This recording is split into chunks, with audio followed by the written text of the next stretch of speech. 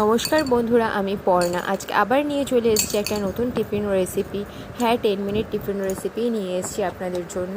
মাঝখানে কতদিন ভিডিও দিতে পারিনি, আমার ছোটো বাচ্চাটা একটু অসুস্থ ছিল সেই কারণে। তো যাই হোক, আমি প্রথমে ম্যাগিটাকে সেদ্ধ করে নিয়েছি, তারপরে কতগুলো ভেজিস কেটে নিয়েছি ছোটো ছোটো করে। তার মধ্যে একটা ডিম, একটুখানি নুন আর একটুখানি চিলি ফ্লেক্স আর সেদ্ধ করা ম্যাগিটাকে দিয়ে ভালোভাবে মেখে নিয়েছি। আপনারা চামচের সাথে মাখিয়ে নেবেন বা হাতের সাথেও চাইলে মাখাতে পারেন, যাই হোক।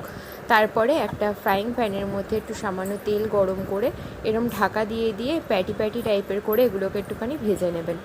এটাকে আপনারা ম্যাগি পিৎজা রেসিপিও বলতে পারেন বা ম্যাগি প্যাটি রেসিপিও বলতে পারেন। তো এটা কিন্তু খেতে খুব টেস্ট হয়। একটু সামান্য সসের সাথেও যদি সার্ভ করেন তাহলে তো কোনো কথাই নেই।